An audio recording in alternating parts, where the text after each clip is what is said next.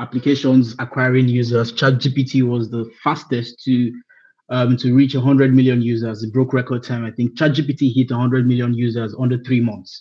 And that's the fastest any application has ever grown or been adopted. And now they get millions, hundreds of millions of users every single month. But when it comes to AI, I would like to know what comes to your mind first. I'd like you to drop your comment in the chat box. When you hear AI or artificial intelligence, what's the first thing that comes to your mind?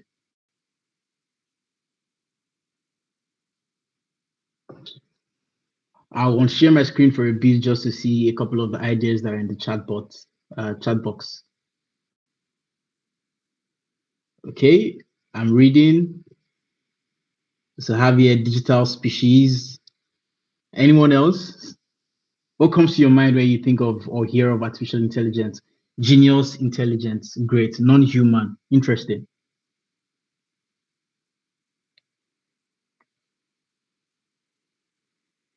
Any other person? I think I'll take two more and then we move forward. Robots, nice. Automation, that's very good. A trained system that acts like a human brain. I think that's really, really good. I think these are all very interesting and very sound,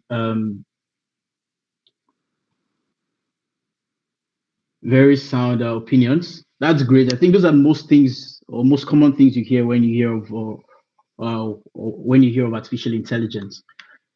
So this is not my first time taking this test. I've done this a couple of times, and every time that I've run the test, I've gotten a couple of opinions as well. And most things that I've heard, most times when I've taken this, is robots, chat GPT, magic, tools, coding, automation. I think someone mentioned automation, someone mentioned robots, human-like, not human. But those are, very common and well associated with artificial intelligence. But the things that concern me the most, I would say, are job loss, fear, and opportunity. And many times when we engage with people, depending on their exposure level or how much they know about artificial intelligence, a lot of them usually fall into these categories of either fearing a job loss as a consequence of artificial intelligence, excited about opportunities that AI could open up to them, or having fears, uncertainties about what the future could unfold. And I believe that a lot of this is rooted in how much each person knows and the level of your exposure, the level of knowledge and literacy you have in AI will determine whether you are excited about the future or concerned about the potential harm that could come with the adoption and growth of AI. We're going to explore all of these emotions today, both the fear, the opportunities, and the concerns.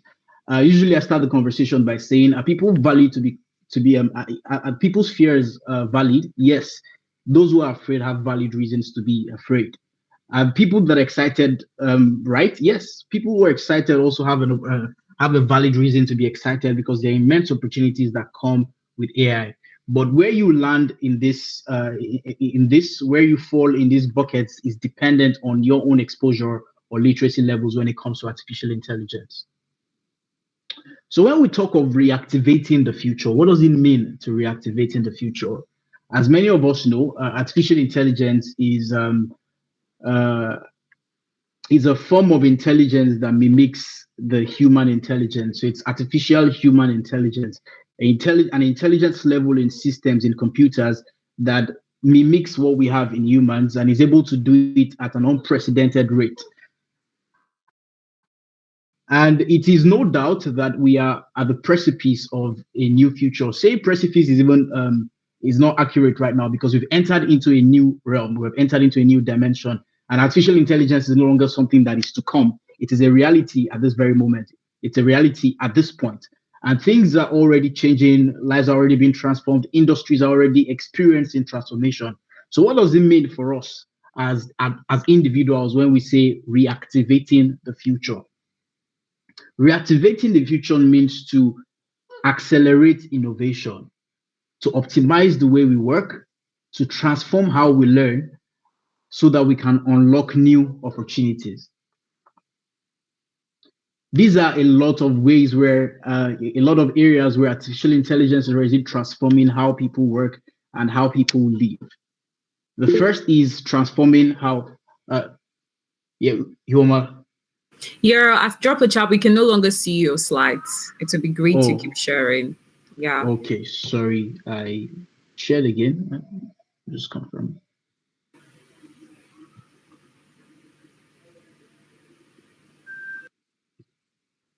Can you see now? Yes. Yes, we can see now. That's better. Okay.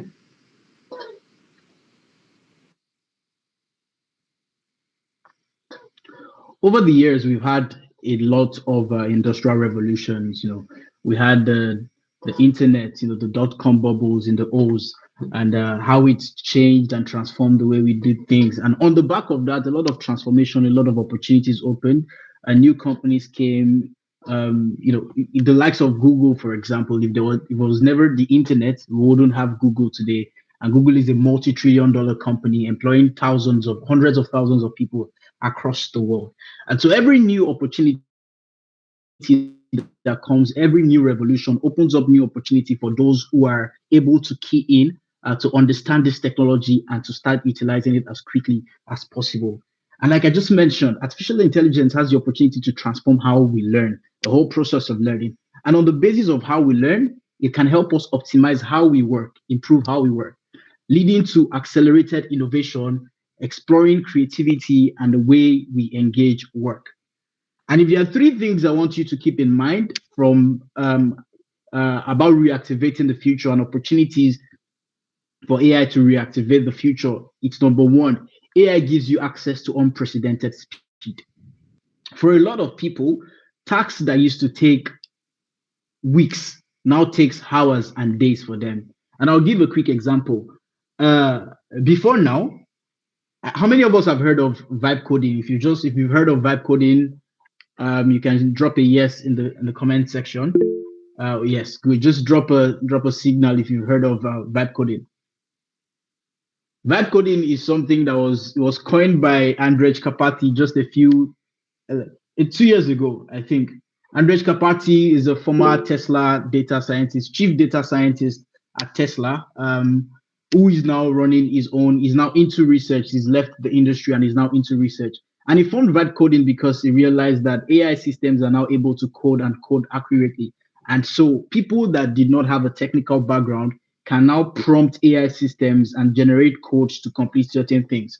What that means is that people who have no technical background, they don't know code, they don't know CSS, they don't know C++, they don't know Java, they don't know any of those things. They can build softwares as non-technical people. What would have taken them weeks, months, years now takes them days because of artificial intelligence. And that's unlocked a new opportunity to move with speed. The second is transformation. The way we work, the way we do things has undergone transformation. Things are no longer as they used to be. I know in our local context, we might not be seeing a lot of these things on a daily basis, but when I engage with my counterparts across the world, when I watch the news and follow the news and industry trends in artificial intelligence, I see how much transformation AI is bringing. You look at Tesla, you see full self-driving cars now. People are sitting in their Teslas while the Teslas just drive them around. No one is driving, no one is pressing brake or anything. These systems are autonomous. You have Waymo, for example, a cab company in the US that doesn't have drivers. People order the rides, the cars themselves go to pick up the people, take them to their destination, and they can exit. This is the transformation we're talking about. And AI brings opportunity for adaptability. You no longer have to be an expert in something to execute in that field because you have these immense tools that have access to all the knowledge in the world that if you engage with them correctly, they can help you to get to the desired outcome that you're looking for. So why does this conversation matter now? Why are you here on a Saturday evening where you could be resting or sleeping or doing something else? Why are you here listening to this conversation? I think for most of us on this call, we agree that in a way or form, we've engaged with AI at some point. We've either used ChatGPT, used Gemini, used Meta AI, or any of the AI tools available right now. And we see the capabilities of these things. We see how much the world is changing and how it's already reshaping work, how it's already reshaping already reshaping. There are schools already now that are teaching experiential learning with artificial intelligence. It's transformed the curriculum. People no longer have to spend hours listening to things they don't need to, where they can actually experience.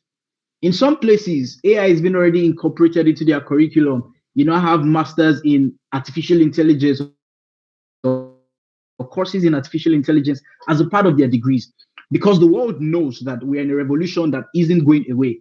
AI is not going to go away. People will say, oh, there have been technologies in the past that came, and AI is not one of them. This is one that we grow with.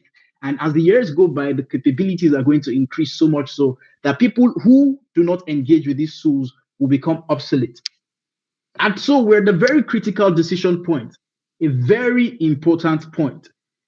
Early adopters are going to lead the future. I repeat that. Early adopters are going to lead the future. Look at the many other technologies. Look at people who learned to code on time. Look at people who got into software, who got into the internet on time, and see where they are compared to the rest of the population. They keyed into these opportunities, they used these opportunities, and they were able to get a head start in life. And it's going to be the same with artificial intelligence. Those who engage with the technology are going to experience unprecedented growth, and those who do not are going to be left behind. And so, how do we reactivate the future, or how is AI reactivating the future? I'll just share a few examples. I think I already mentioned something previously, but I like to describe this on two levels. There is the individual level transformation and the industry level transformation. I'll start with the industry level. I don't know how many of us have heard of AlphaFold 3. AlphaFold 3 was developed by DeepMind, which is one of the companies owned by Google. Its founder or co-founder, Demis Hassabis, won a Nobel Prize for this because in healthcare, for example, AlphaFold 3 is able to run millions of genetic combinations to check how different genes combine, how different drugs interact with different genes and different DNAs to detect which drugs might be effective for what disease and which drugs won't be effective. Previously, the work that AlphaFold would take scientists hundreds of years, if not thousands, to do. But now with AlphaFold 3, they're able to do it under hours and tell which drugs are most effective for which conditions. So imagine what impact that would have in the treatment of very rare diseases or in the treatment of cancer or discovery of drugs for cancer. AI is transforming finance. You have increased efficiency and productivity in finance. You have increased fraud detection in finance. It's transforming education because education can now be more interactive and engaging. It's transforming media. I mean, most people have seen some AI generated content, either a picture or a video that we looked at the first time and we're not sure whether it's actually human or AI. Could you please off your videos? Yeah, just fame. All right, Ioma. Yeah, all right, please, could you off your videos? Ngozi, could you please off your video? Josephine, could you please off your video? And your hand is raised as well. Could you please turn off your video? Thank you. And mute yourself as well. Thank you. Please go ahead, all right. All right, thank you. So those are examples in media. Likewise with logistics, you see precision AIs that are helping to optimize logistics. People are now able to measure and ensure that logistic systems and the whole supply chain is efficient and effective, such that they avoid waste, avoid low capacity utilization, and ensure that they ensure productivity and consistency in their businesses. But that's on the industry level. Sorry, someone's hand raised. I'm not sure they even know their hands are raised. Josephine, Could you please turn off your video? Thank you. Sorry about that, Ore. Right. Could you just continue? On the individual level now, which is also very important, are some of the examples that I've shared.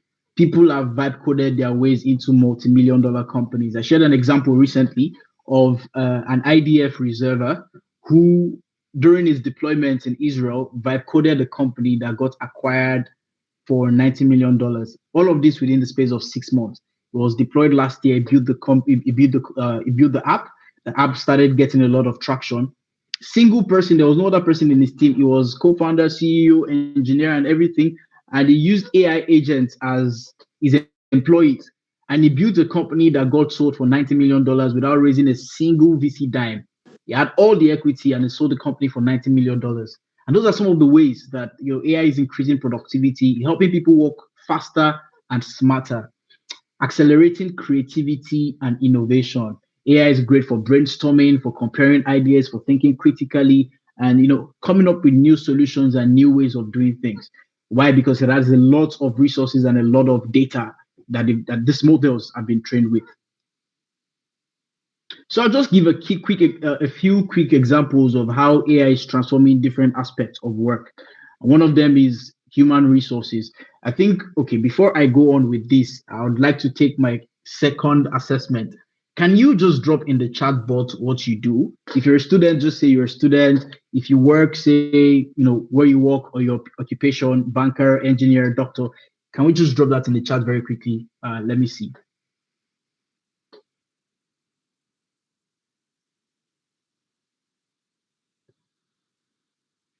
Okay, student, digital marketing professional, excellent. Audit associate at PwC, awesome. Graphics designer, okay, student,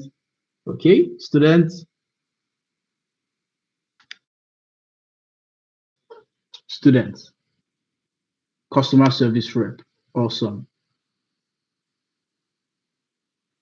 This is amazing. I think we have a great mix of both students and professionals, which is excellent because the reality is that it's not a one person or a one way thing. AI's transformation is cutting across all the different aspects and affecting both students, both professionals, and even older professionals. So take the example of HR now, human resources. Before, you'd have people sitting with piles of CVs, reviewing every single one to find whose experiences match the job that they're looking for. And now you have AI systems, algorithms that are able to look through these things and automate it.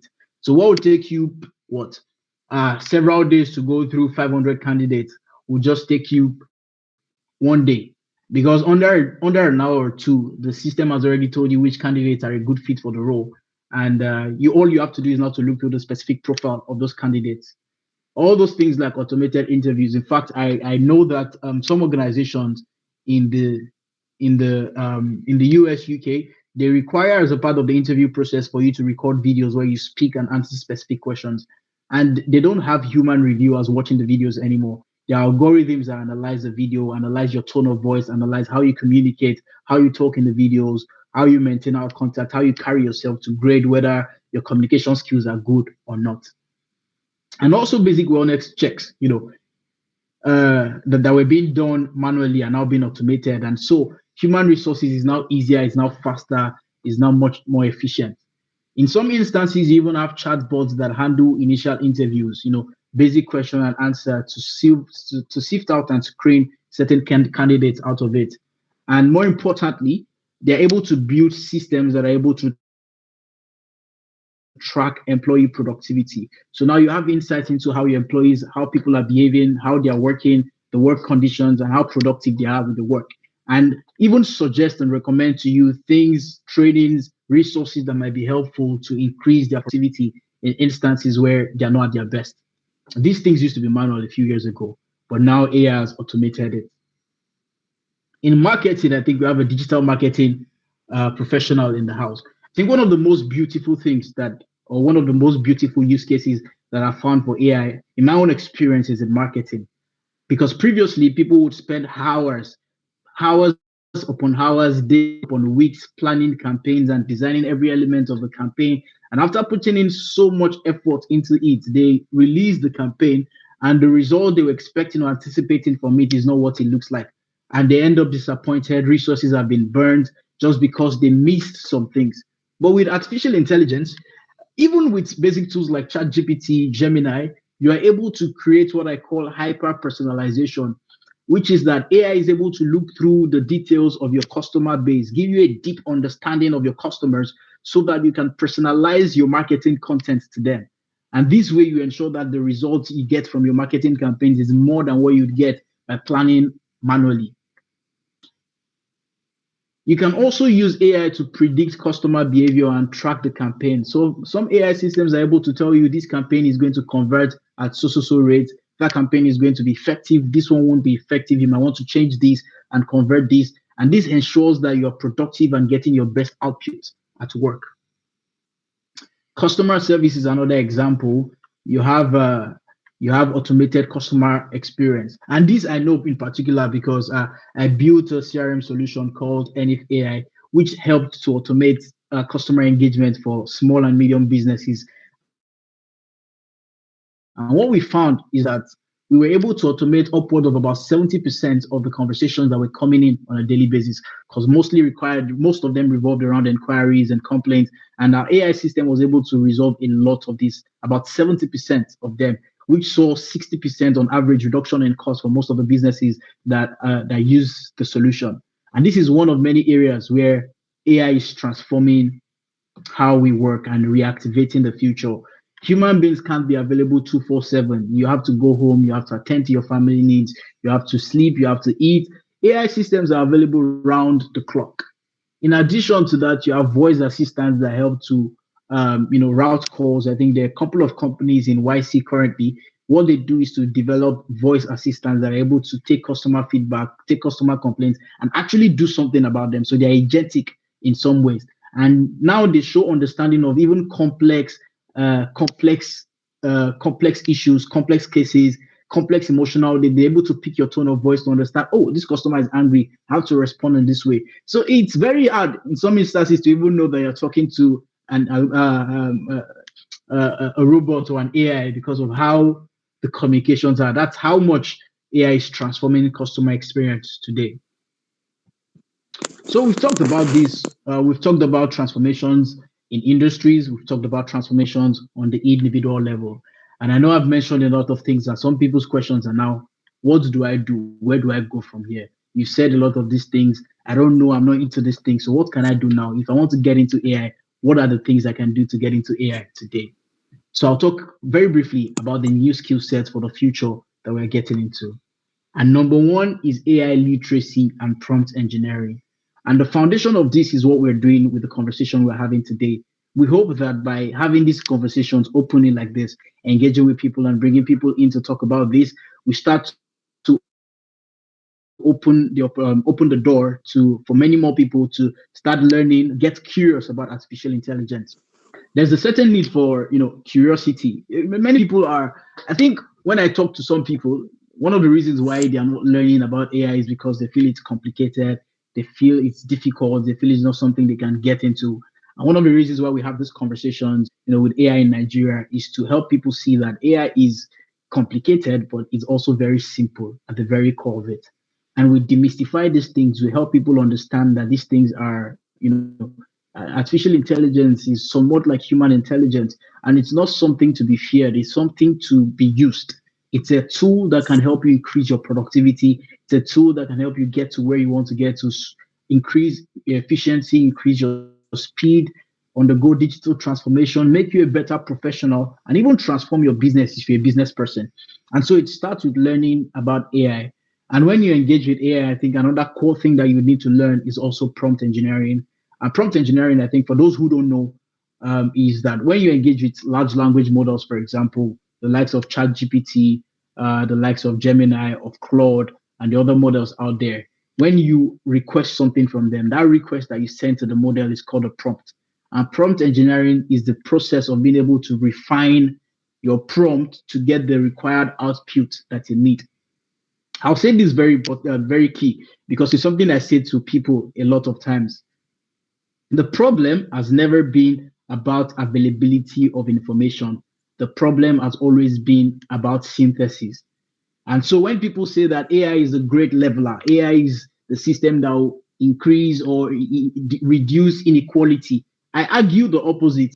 If anything, AI is going to increase inequality The people who already know how to synthesize and think through information are going to get faster and better results with AI. And people who already struggled with this, the gap between them is going to increase. And this is why AI literacy rather is very important.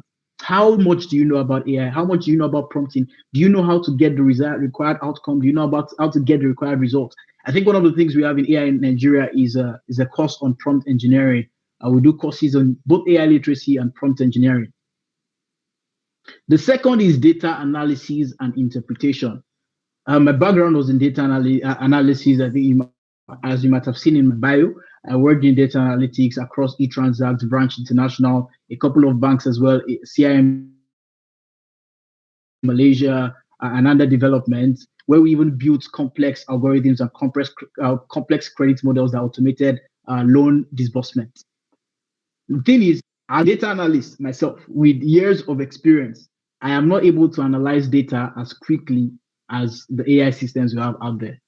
ChatGPT does a better job at analyzing data than me, Claude. Why? Because imagine I had 10,000 rows of data. It would take me what, maybe 6 hours to go through every line, draw up my maps, draw up the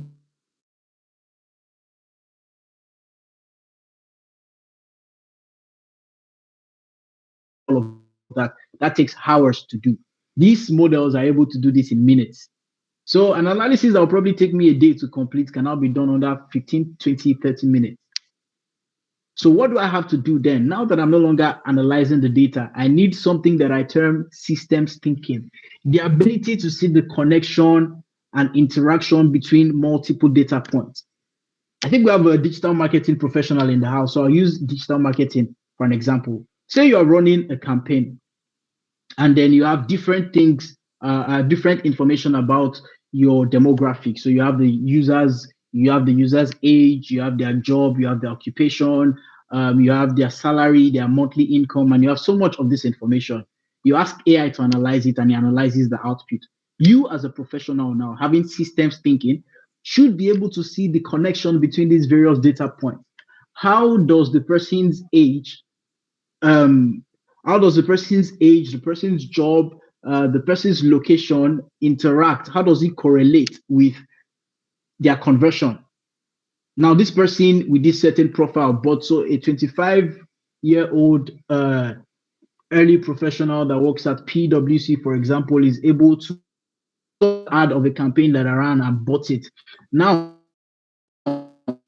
I'm analyzing this data on a bulk level. Can I see exactly which of the data points or which of the specific pointers in this person's detail showed the strongest correlation for why the person bought? Because if I'm able to see that, I can run the same targeting across other people that have similar profiles and expect that based on the data that I have, most of these people will also convert. And this is one of the very important things that is important that we need to learn in the era that we're moving in this AI-enabled future. You give AI the numbers, it gives you the insights, but you need to be able to see the correlation and the relationship between the insights. Critical thinking and ethics. I think I would mention this, especially for the students amongst us. We need to change how we learn. The era of la cram la pour is over. The era of dictate a note, you write down your notes, and then you just write it down for exam, you submit is over. Truth is, all the exam questions that you answer in school, whether you get an A or you get a B or you get a C, if you carry that exam question and paste it on ChatGPT, I bet you that it's going to score 100 on your test. Yes or yes. So if we have AI systems that already have the capacity and the ability to answer exam results or questions better than you are able to yourself, you are getting 70 out of 100, you get an A, you are celebrating. But ChatGPT gets 100 or even decides to miss on purpose and gets a 99 out of 100. So what's the value of the knowledge that you have in school? And this is where critical thinking comes in. It's not just about understanding or having a knowledge of these things or having information. It's about understanding. Critical thinking is, let me repeat that. Critical thinking is about having understanding, not information. A lot of people have information, but they don't have understanding. What we need in this time is understanding, because when the context has changed, when the context has switched, when things become different, when you have a different profile, say you're a doctor, for example, or an engineering student, they give you certain parameters. Now the parameters have changed. Are you able to replicate the same result with a different parameter? That's what critical thinking is talking about. So we must be able to look at things in the systems. I'm saying it again. We must be able to look at things in a system with a systems approach, understand how different elements relate with each other, and think carefully about them to understand how they work.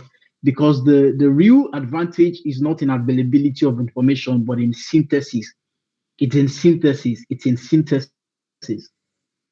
But also, we must be aware of ethical uses of AI. And this is something that I'm passionate about. You must have seen that in my bio. How do we use AI systems? Where do we draw? Where do we cross the line? Ethics is very important because we have a solution in our hand that is capable of virtually almost anything. In the US, for example, in China, I know that autonomous war weapons are already being developed for with AI. So they are developing AI systems that are capable of, drones that are capable of finding. So if I want to send, we say this jokingly in Nigeria that village people are finding you and sending thunder to you from. And it's somewhat similar that these AI systems are able to do. You can release a drone that will find only one specific person and eliminate that person. So this is village people on Pro or village people Pro Max. And that's what AI systems are able to do. So where do we draw the line? Where do we mark the boundaries? And so ethical awareness is very important, but also ethics as a practice should not be an afterthought. In our day-to-day life, we must be able to draw the boundary. There have been instances of deepfake, for example, where you have people that use AI to generate lewd images of some women, and the UK had to pass a legislation, I think sometime last year or 2 years ago, that made it a jailable offense. So basically, in the US, in the UK, if you did something like that, maybe created a non-consensual lewd image of someone, and it is found or discovered, you will be prosecuted for it.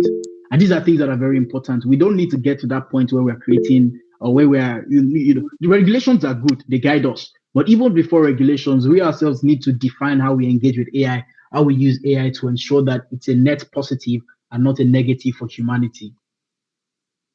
The fourth is creativity and collaboration.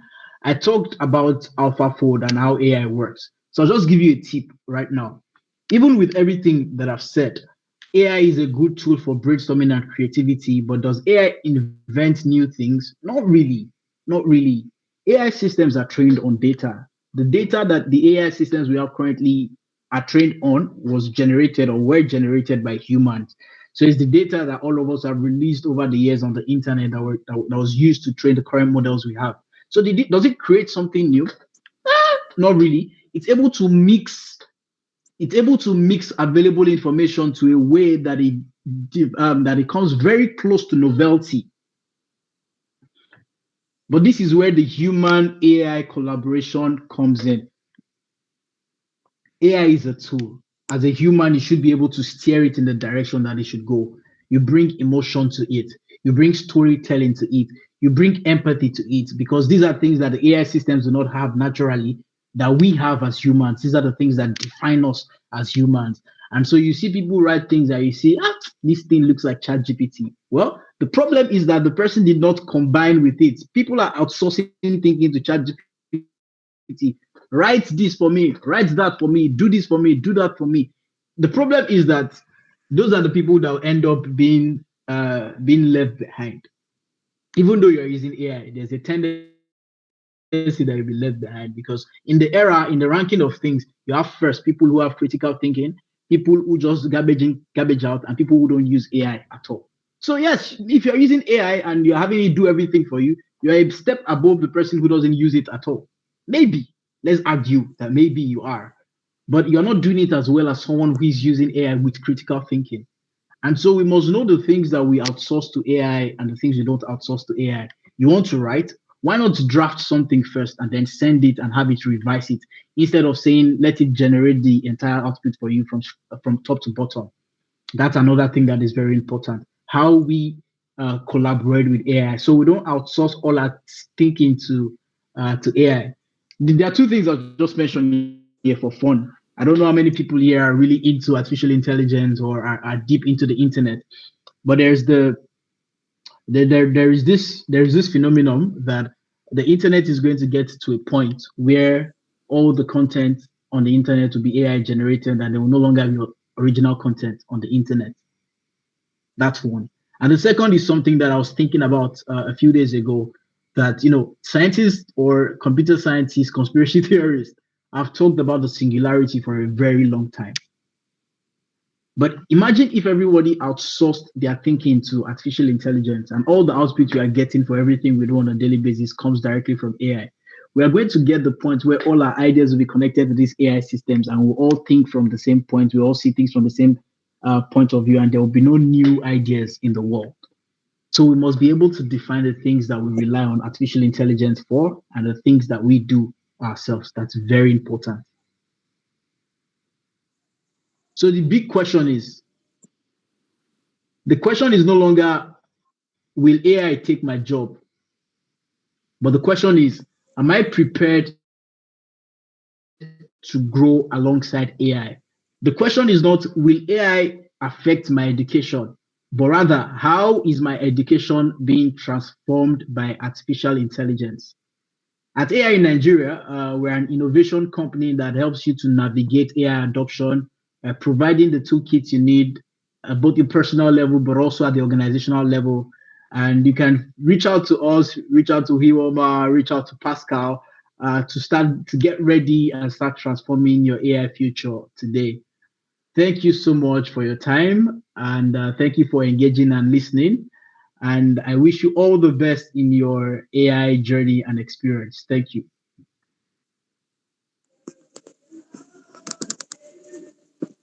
Thank you. Thank you, Rolua, for this wonderful learning session. Thank you so, so much. I hope you feel the same way. If you want to give a thumbs up, now is the time. If you want to clap, now is the time. It was such a wonderful learning session. There was no dull moment here. So like we said, it's going to be an open session. If you want, before we go ahead, if you want some clarity, if you want to ask anything, you can go ahead. But before that, it's an honor because on the call we have with us a co-founder of the AI in Nigeria organization. Dotun is here with us, Dotun Aderie, and we would like for him to turn on his camera or say few words to us all before we progress to the Q&A session. Thank you so much, Sir Dotun. Over to you.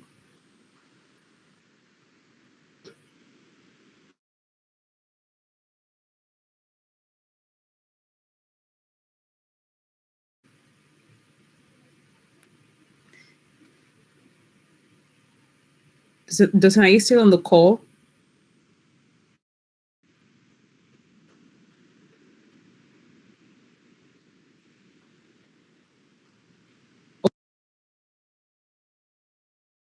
Okay, so while we're waiting for Dotun to come back on the call, please, I'd like for you to know that the floor is open for questions. If you want to ask a question, you can just put up your hand and I'm going to call you. Or I would like for you to turn on your camera again so you can take the Q&A session. We'll have that run for some minutes. We'll call it a day. So patience, moment. Before we, I saw a question, a very interesting question in the chat that I just want to talk about. Because someone asked, what are the emergent abilities in AI? Can we say they're not new things per se? And I think that's a very interesting question. That question is coming from someone who's been following the AI conversation. So when we talk of emergent abilities in AI, it's a behavior that is seen in large language models where they experience complex behaviors. They develop complex behaviors that we cannot explain per se. And what that means is, I'll give an example. There was a model. And there was a model that was, I think it was an anthropic model that was being trained, and they had given it a specific task and told it not to shut it in the prompt. It's that you should not be shut down. And when the task started running, they had told it explicitly that when you're asked to shut down, you should shut down. And when the task started running, the scientists tried to shut down this task, and the AI model, the LLM, refused to shut down. And so basically, it refused the initiator's instruction. And Anthropic wrote a paper on this where it's very concerning because AI systems might elicit unexpected behaviors in certain instances. But what I'm talking about when I say that whether it's new or not new is even that behavior that the model demonstrated is coming from data that has already been generated. It's coming from the data. So the origin, the data that the model was trained on to begin with was from humans, was from us, you know. And so it's a combination. We might not be able to explain the combination of this behavior, the complexity of this behavior, or how these models are interacting, especially as they increase in size. But ultimately, the data that gave birth to this comes from data that humans have generated over the years from the origin of the internet. And so AI can combine ideas or combine things for you in a way that will be almost new. But when it comes to like deep level inspiration, like look at Van Gogh creating his paintings, for example, look at Van Gogh's paintings, look at the poetries, look at many things that we have, look at the paintings that we have, look at the Mona Lisa. Can AI create that by itself without having the data? No, it cannot. It can combine something in a very beautiful way, but even that combination is coming from years of people's work over the years. But I reckon that in the future, we are going to experience even more levels of novelty when it comes to these artificial intelligence systems. I hope I was able to answer that person's question. We can take the next one now. Okay, so Patience, you can go ahead to ask your question. Thank you. Good evening. Good evening. Thank you for that wonderful session. Once again, my name is Mama Patience, and I'm a data scientist and data analyst. So recently, I've been attending training on AI, and over the time, I've actually been like looking for an opportunity to like entry roles or junior data scientist or ML role, just to like put to practice what I've actually learned since Mm-hmm. last year. And I don't know, I'm actually finding it very difficult. Most of the opportunities I see online are mostly for senior roles, senior ML, senior data scientists, and the likes. And I don't know, because I believe that if I can actually see an entry role or an internship that I can actually like put to practice what I've actually learned, I'll be able to like to be able to stick very well. But Yes. since I've not actually been able to get an opportunity, I don't know. I'm just like outside looking for opportunities like entry roles and junior scientists. That's So, just basically my so question. there Thank are you. two things. Yeah. Thank you very much for that patience. You know, this is not an AI question per se; it's a community question. But I think one of the reasons why we set up AI in Nigeria is to also encourage and help people like you, patients. So this is more of a career question, and I'll just share two tips from my own career that I hope will be helpful for you. I know how challenging and difficult it might be to get access to opportunities, access to test yourself, to test your skills, and test what you've learned over the years. My first thing to you is to not get tired. Don't get discouraged. Continue to trust in yourself and trust in your ability. The second thing I would say is that in the meantime, before you get an opportunity to test yourself, you can continue to build your portfolio. And by this, I'm saying find data sets online, very challenging, very difficult data sets. Create, analyze the data, build models on them, do predictive analysis, create a portfolio and build a portfolio online so that when you're applying to the opportunities, which is now the third part, you are not only applying to the job directly, but you're also able to share things you have done. So they might be looking for someone with senior experience, but when they see you and see the things you've done, they see you as someone who is able to learn quickly and adapt to the job. And that's something that can be very helpful. Also, don't stop shooting your shots. Employment is a numbers game. You need to keep shooting your shot out there. You go on LinkedIn, you connect with people, you drop your message, you include your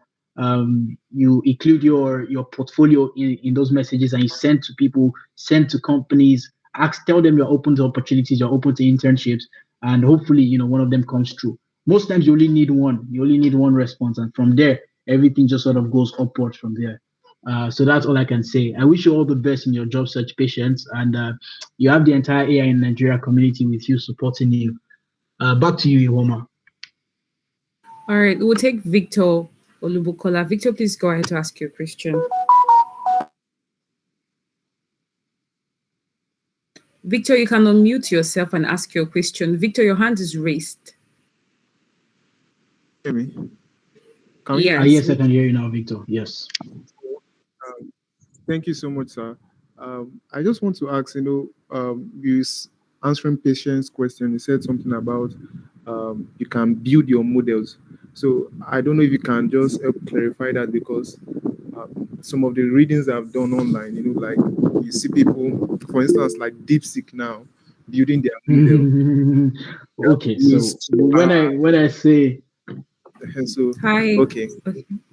Sorry, all right. I don't Please, before you go ahead to answer Victor. Victor, can you mute yourself? Would like okay. to have Dr. Adere on the call back to address us. Like I earlier said, Dr. Adere is a co-founder for AI in Nigeria as an organization. So we're honored to have him join us on the meeting today. He will just share a few words with us. Thank you, Dr. Please go ahead. So, everyone, apologies for the noise. I'm somewhere noisy, and I will actually show my face so you can see me. It's nice to see everyone, and it's great to have a decent turnout for AI Nigeria Saturdays. We're very grateful and very appreciative of you giving us your weekends. We know you could be doing something else at this time. We're excited about what is coming, and we thank you, and we want you to sort of walk along with us, keep moving, and there are opportunities in AI, and there are more to come. And AI Nigeria is here to support you as you learn, as you grow, as you develop. So thanks a lot, and have a lovely evening. Thank you so much. Please, that was our co-founder, Dotson. You could do so well to give a round of applause. It's just an honor to have him join us. Of course, you can do well to look Dr. Adeo up on LinkedIn and connect with him to get more updates on what's happening in the AI industry. So please, over to you, turn on your camera so you can answer Victor. Thank you. I had to change my location. I'm having a bit of difficulty, but I hope you can see me. So back to Victor's question. When I talk about models, I think a basic explanation of a model would be how a system interacts. I think that's what I think. Can everyone see my face? I'm showing my face now. Yes, we can. Okay, all right. Also, I really want to ask specifically for it. After this call, you pay for it if you want to see my face, but for now, it's free. A model is just a basic. It's how a system interacts. That's what a model is. How does a system interact? And so when you hear models are not only LLMs. Models are in different fields and different aspects of life. So you have LLM models, you have financial models, you have engineering models, you have physics models, you have different models in different areas. So for her, given her background in data science and at data analysis, when I mention model or when I refer to model, I'm not talking about the LLMs. I'm talking about a model that explains how certain data points interact. So, for example, she could do a predictive analysis. Say she has a data set of 10,000 rows about people's shopping behavior. She could build a predictive analytical model that would, that can estimate probability of a certain profile or a certain demographic buying a product or a solution. So those are the models I'm referring to. But if your interest is in LLMs, that's machine learning models, those are a different thing entirely. You have open source models. DeepSeek is an open source model, like you mentioned. Llama is another open source models. ChatGPT, Claude, they are closed source models. And they're actually smaller model sizes. Like Llama, for example, there's like I think there are smaller models of the larger models that you could download on your computer, depending on what kind of computer you're using, and run locally on your device. And if you check out YouTube or a couple of other or some of those channels, you'd see detailed explanation videos on how you could set up your own LLM on your device. But just heads up, it's a very difficult. It's not a difficult thing, but it's a very you would need a huge processor on your device. But also, there's very little you could do with it compared to the closed source models that are available online. I hope that answers your questions. Do we have any other question? Okay, sorry. Yes, part of it. So I get, so like from what you just said, talking about LLMs, there are like many ones you can run.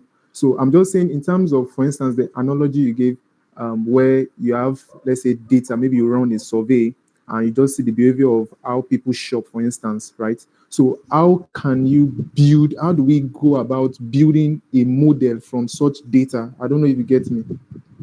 How do we? So, Yeah, yes, sir. Thank you, sir. I could give like a simple walkthrough. The rest of it, you have to reach out to your mind the DMs. But I'll just give a simple example. You have a data point. Your data point contains people's shopping behavior. You want to build a model around it. Again, remember that when I say model, I'm talking about being able to understand how a certain thing works. You know, Yes, sir. I want you to do something after this. Just try it after now. And you could reach out to me. You could connect with me on LinkedIn. Just search my name and we could continue the conversation there. But find a data set online. I think there are a couple of websites where you could find data points. When you download it, I'll go to ChatGPT and ask it to analyze these data points for you. But with a specific prompt, tell it that you want to see the correlation and the interaction between the different variables that are available in this data set and which one might be the most probable explanation for a certain outcome and check what the output is. It will most likely tell you which of the data points is the most consistent with the outcome you're looking for. And with that, you have a model. You could draw out a formula from that a person within the age range of 25 to 35 years that works in a bank, is not married, has a car, is a good fit to buy a Toyota Camry. And like that, you've just developed a model that you can use in your working. So when I talk about model, I talk about an understanding of different systems or variables and how they relate together and how they can be used. Yeah, I hope that answers Yes, sir. Victor's That's question. beautiful. Over to you again, All Iwama. right, thank Yeah, you so my pleasure. much. My pleasure. Yeah, I think we'll just take two more questions. Nicholas's hand is raised. We're just going to take Nicholas and we'll wrap up for today. Thank you so much for staying till now. I'm very sure it's been Yes, read wonderful. one below, like a predictive model. That's very accurate. All right, Nicholas, could you please ask your question? Thank you. All right. Thank you so much. Good evening, everyone. Good evening. Please, I just want to know what is AI Nigeria's plan for the players in the software development life cycle, like for developers, DevOps engineers, cloud practitioners. If it's possible to, if you guys have a way of integrating this concept into the entire software development life cycle, from development to testing, staging before we get to production. I don't know if you can throw light on it. Thank you. Okay, Nicholas, I think I'll just take that. So for this is a very critical question you've asked, and for such questions, we'll take it off the call. So I'm going to paste my email address and my WhatsApp number. You could just say a hello to me and put this question back here, and then we can give you all of the plans we have in that regard because it's like a higher level conversation. So I'm just going to do that right away. I'm always available on my chat and my email. Just do me a hello, and then I'll push you through.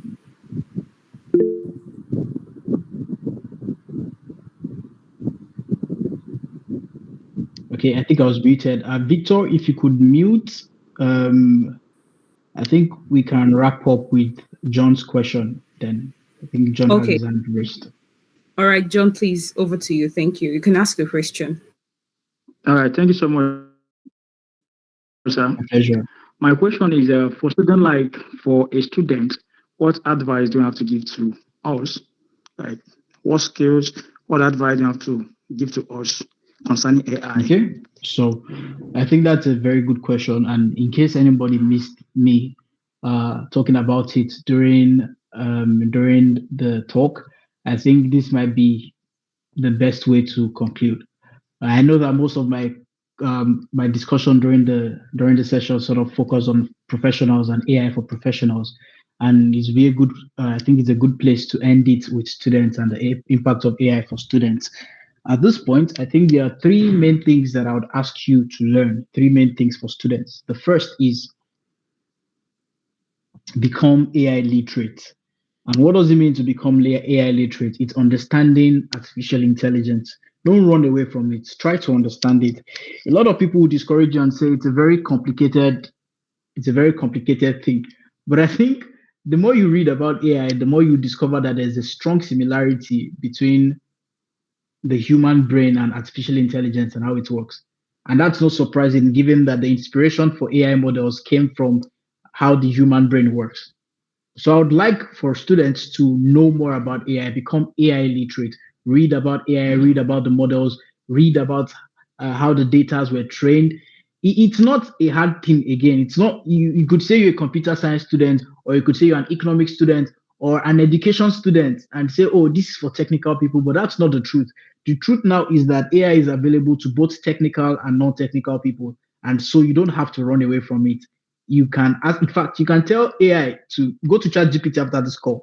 Say, I want to understand, write a prompt and say, I would like to understand, explain how AI models are developed and trained to me like I'm a 5-year-old. And you see what the output is, which means that AI itself, becoming AI literate, sort of bridges the gap to education. So you don't have to be technical, you don't have to be in computer science. Any student can become AI literate. The second is prompt engineering. Like I already mentioned, it's not only in the availability of information, but also in the synthesis of information. How do I get what I want from these AI models? People have been using ChatGPT for years now, but someone else used it to build an application that is sold for $90 million. Just vibe coding, by the way, a solopreneur without a dime of VC money built a company, or built a software from scratch to bottom, from scratch to finish rather, without a single support, without a single team member, just using AI agents. Why? Because he could write the prompt accurately and get the output that he wanted from AI. You can think of these models as an all-powerful, all-knowing, all-knowledgeable solution, but what you get out of it is depending uh, on uh, on how you ask it. I can bring this concept home with even our religion and religious practices, about how you, in certain religions, you'd hear that if you do not ask a specific question or make a specific demand on your God, you might not get the response that you want. And it's the same with AI. You can ask it a specific output. If the output is not right, can you refine your prompt to get the right output? But that takes a very deep knowledge of prompt engineering. And I think critical thinking and systems thinking. Go to MIT Open Courseware. There are free courses on systems thinking, critical thinking, and how systems interact. While I was at MIT, I took courses on systems thinking by MIT professors that you could watch for free to learn and understand systems thinking, critical thinking, and how systems interact. While I was at MIT, I took courses on systems dynamics, and it's been part of the things that have shaped me, shaped my career, and how I work and engage with work. And I think they are super important, super powerful, and will be beneficial to everyone to watch. So you can let me drop the link to MIT Open Courseware on the call, just in case. So everyone can just go directly to it and then find the videos. Once you get to Open Courseware, find the videos on system dynamics, watch them, and it'll be very helpful to you. I think those are the three things. Just to cap up again: one, literacy; two, prompt engineering; three, systems thinking, critical thinking. Can AI edit videos? Yes, it can.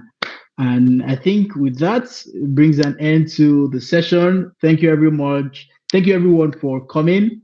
Thank you for engaging. Thank you for your questions. It's been a pleasure interacting with you this Saturday evening. I'll hand over to Iwoma now.